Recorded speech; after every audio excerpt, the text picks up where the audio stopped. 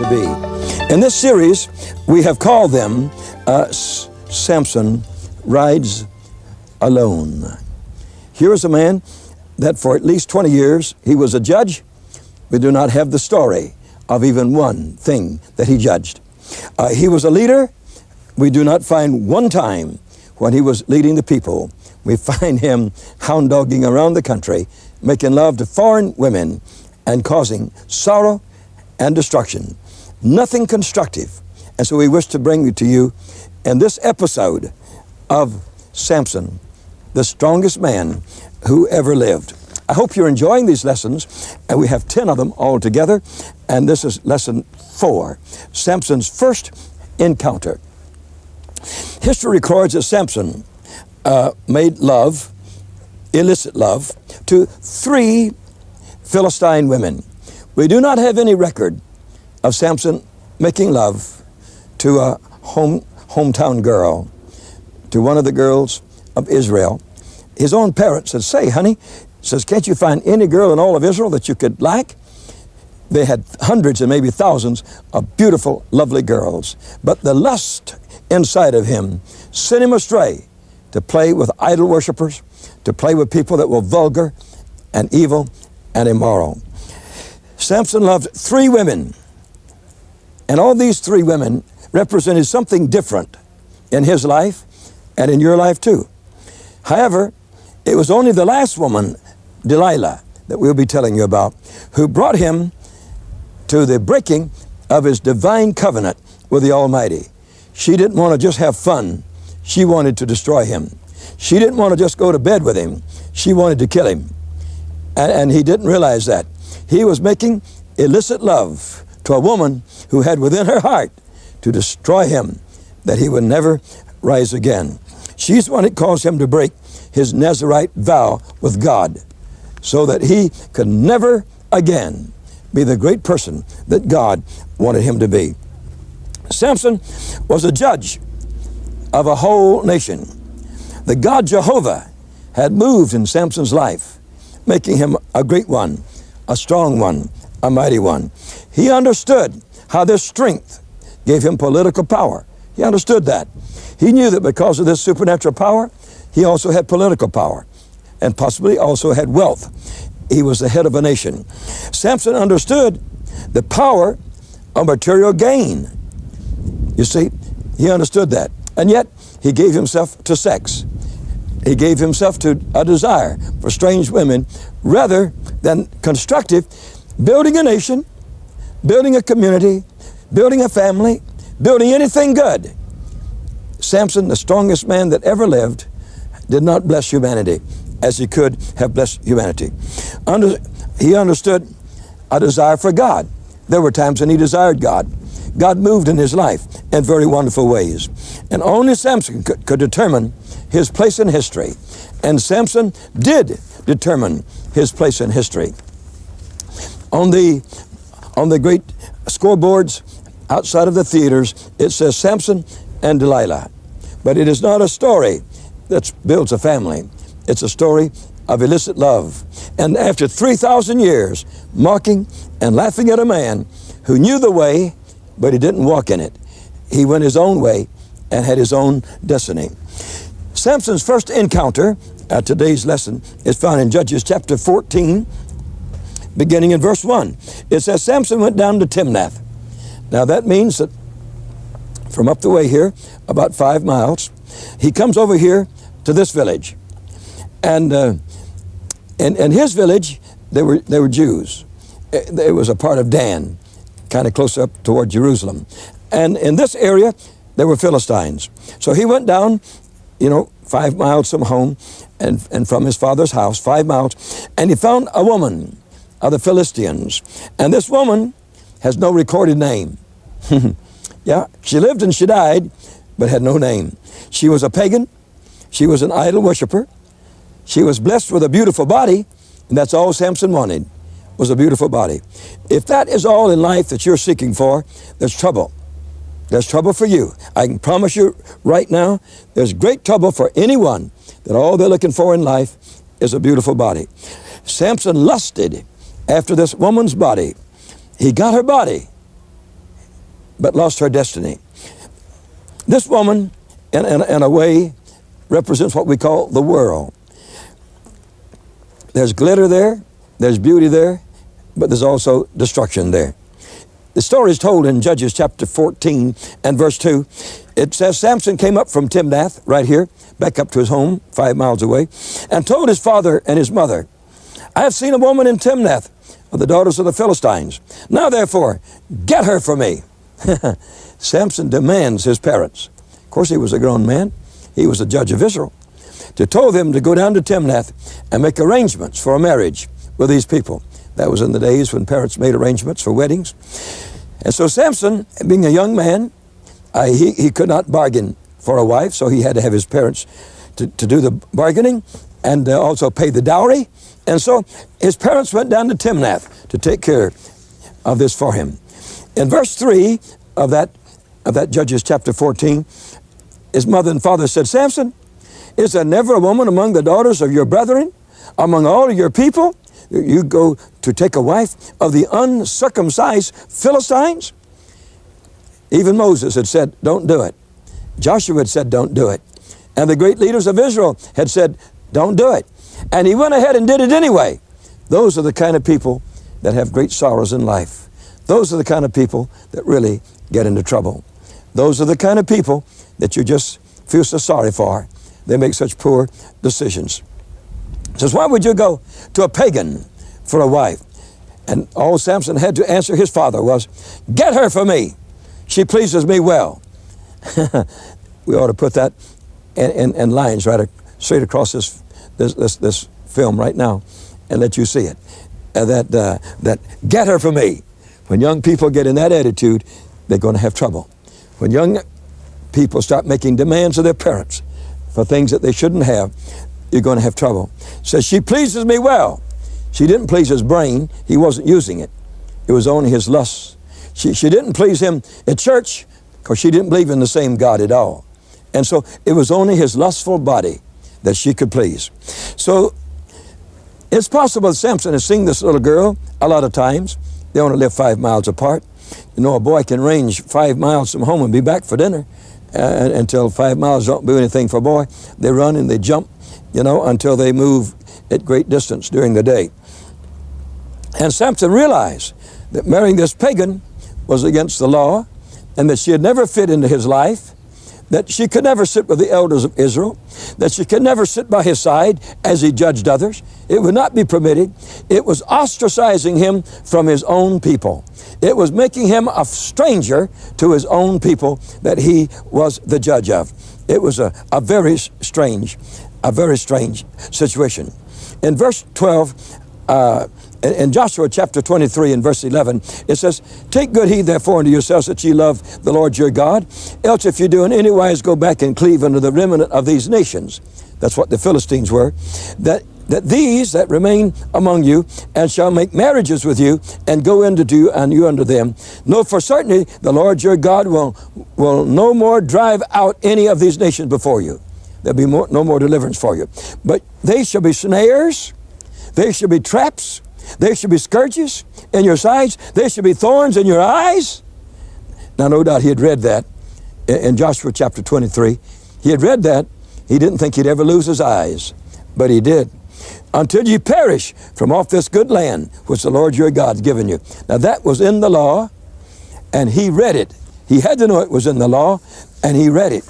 And yet he disobeyed and said, no, I want to do exactly what I desire to do. So Samson and his father and mother went down to Timnath.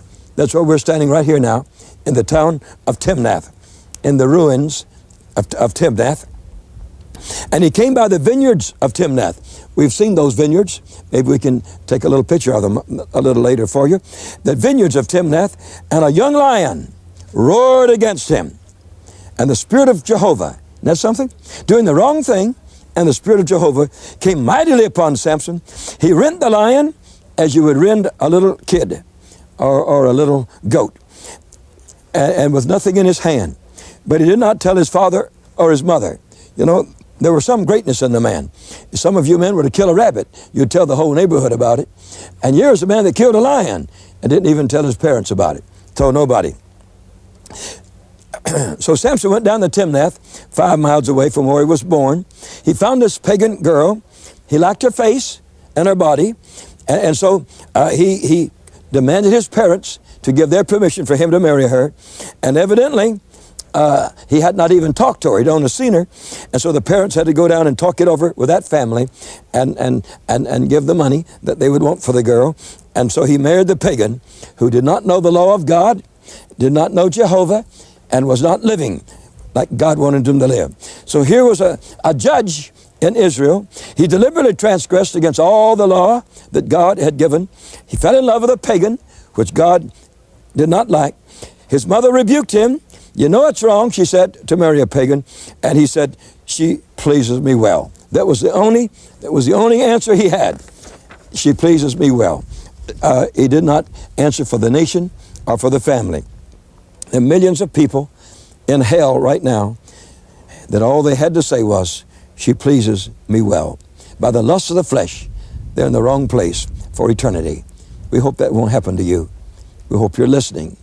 And we hope that as I talk out of the ruins of Timnath, that you will listen very, very well and say, I don't ever want to be caught up in a situation like that. And if you are caught up in it, find God's answer and get back where God wants you to be. So you look around for what pleases you well, and it'll take you to hell. No doubt about it. We do not do what pleases our senses, but we do what pleases God. And if you'll do that, you'll have a good life, and you'll have a good eternity.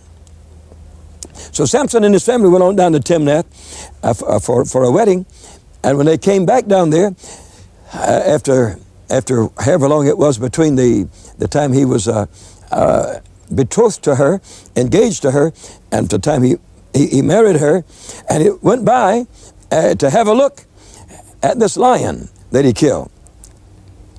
I don't know how long this engagement period was, but when he went back by there, he had a look at the lion. And so he found honey. Bees had made a little home inside the carcass of the lion. He reached in and got a handful of honey. He gave some to his mother, some to his father, ate some himself, and did not tell them where he found it. That shows you the kind of man he was. Here was a path, that led 5 miles down to the next town. And here was a ranging boy. That side, this side, top side, bottom side, running and jumping. And the parents were walking slowly along the same path. No doubt very sad. He brought them some honey, and they felt better. At the wedding, where he had only pagans, none of God's people there with him, Samson said, let's have some fun, everybody. I'll make up a riddle. And if you can answer it, he had 30 young men there that the heathen had said, these are the young men you have to feed and you have to have as your companions, as part of your entourage for your wedding. And so he said to these 30 young men, let me give you a riddle. They said, all right. And so he gave them a riddle. He says, now, out of the eater, there came forth strength. You see, they couldn't believe it. And out of the strong, there came forth sweetness. And they couldn't imagine what he was talking about. And so here he was. His best man was a pagan, and those that with him were all pagans. And so he told them the riddle, and then they couldn't get it, and they were angry at the girl he married. They all knew the girl; she lived there. They were so angry with her they could kill her. They said, "If you don't find out what this riddle is," said, "Did you bring us here for us all to lose a change of garment? He's going to take 30 changes of garment off of us if we don't find out that riddle."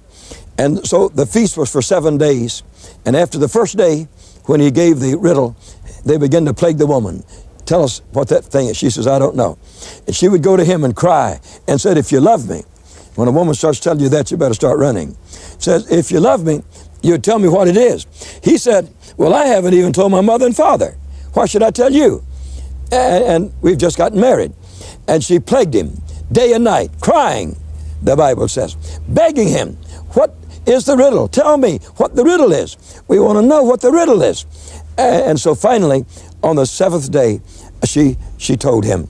And of course, she went straight and told the 30 men that were part of the great banquet.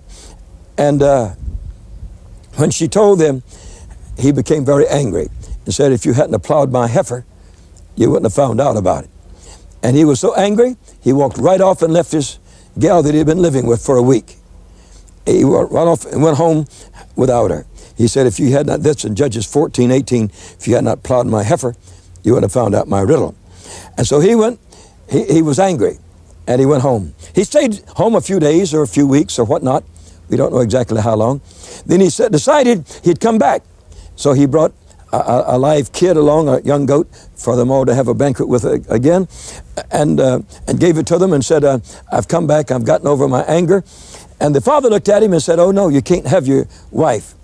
Now I don't know where he's gone, 2 weeks or 3 weeks or what. He says, we have given your wife to your best man. And said, he's been sleeping with her now. But says, I've got another girl. You know, the pagans always have another one.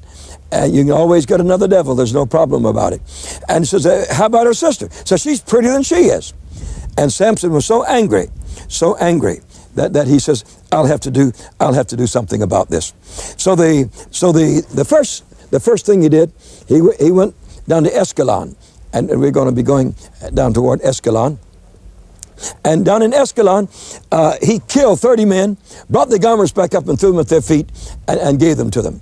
And then he went on off home. So when he came back, he caught 300 foxes somewhere in these hills around here. And the grain was ripe, and the vineyards are ripe. And he put fire to them and turned them loose, and they burned down the grain, and they burned the barns and caused devastation. And the people got so angry in this area. They said, who did it? They said, Samson. Why? It says, because they gave his wife to another man. Those villagers went and burned her daddy, her mother, and her new boyfriend. Burned the whole lot. You see, they were so angry. They were so angry. So here was a man going from trouble to trouble. Yeah, he had killed 30 men down in Escalon, which was quite a way down there, and brought the raiment body up and threw that dirty clothes and those bloody raiment, you know, right down at their feet, and there it was. And in Judges 14:19, it tells you about it. It says the Spirit of the Lord came upon him. Down in Escalon, he slew 30 men, took their spoil, gave the changes of raiment to those who expounded the prisoner, and his anger was kindled against them. And so, after he had taken the 300 foxes in Judges chapter 15, put firebrands between their tails, and they burned up all of the enemy's grain, he went up on the rock Etam, very close by here, went up on the rock Etam and sat down up there. And the Philistines were so angry now. They said, why do we have to go through all of this? And they said, Samson is to blame for it. You know, backsliders are big problems. They just cause all kind of problems. The Philistines came up to his people and said, listen, we got to stop all this. So we want Samson. His own brethren said, okay. 3,000 of his brethren, imagine 3,000 men coming up after one man over here to the rock Etam and said, we come up to get you. He said, promise me that you won't touch me. And so they said, all right. And so he let them bind him. He took him down to the bottom of rock Etam here, and then they turned him loose. And when they did, the power of God came upon him, and he grabbed the jawbone of an ass, and he began to fight those men with it. And in Judges 15:14, when they came to Lehi, just a little way from rock Etam there, we'll show you that on the map, the Philistines shouted against him. And when he did, the Spirit of the Lord came upon Samson. The cords that were on his arms broke like flax, burnt with fire. His bonds were loose from off his bands. And Samson charged into the Philistine militia, into the army, grabbed up the jawbone of an ass. In Judges 15:15 it says, a new jawbone of an ass, he put forth his hand and took it and slew 1,000 men. And slew 1,000 men with it. He became thirsty during the battle and cried out to God, and God opened up water miraculously in that jawbone and made it come forth with water, that his thirst, you know, that's in Judges 15:18. He was so athirst and called upon Jehovah, would you give a great deliverance to thy servant? And now shall I die of thirst and fall on these uncircumcised men. And God clave a hollow place in the jaw, that came out water. And when he had drunk, his spirit came again and revived. Therefore, the name thereof is called Lehi unto this day, the place where the water sprung forth. Now, that is his first encounter Whew, that's a life story all of its own. Isn't that amazing? That's the first encounter. Let's look at it. Here's a young man, possibly 20 years old. He was already a judge in Israel. No doubt he had picked up trees out of the ground with his power, moved a large stone with his power. They had seen his prowess, jump high, run fast, and they said, make him a judge. He is a Nazarite. His parents told the story of an angel that came and told about him, and so he was right in line for greatness. And here he went the wrong way. Let's look at it. Number one, wrong marriage, wrong love affair. Young man, young lady, you can marry the wrong person and ruin your whole life.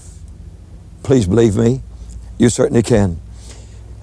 This strange woman, not of his belief, not of his religion, not of his type of family, she deceived him. She lied to her own husband. She should have grabbed him and held on to him and said, Samson, take me to your home. They're going to kill me here. No, she didn't do that. She lied and deceived her own husband. Because of that, he became angry and killed 30 soldiers in Ascalon, right over close by here by the sea. He went back and threw those down and gave them to the 30 men that were at his wedding. Then he separated from his wife. Separation from your wife is not new. It's as old as the devil almost. I wouldn't get involved in it if I were you. He separated from his wife. And then the people in Timnath were angry, and they burned his wife and the whole family, burned them.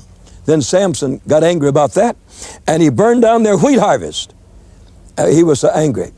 And then they came to take him and to kill him, and right here in Lehi, we find again that Samson slew 1,000 men with the jawbone of an ass. One might expect such an awful experience to teach this man a great lesson. But in our next lesson, we're going to study Samson's second encounter. The first encounter was enough for a lifetime. But the second encounter is very interesting also.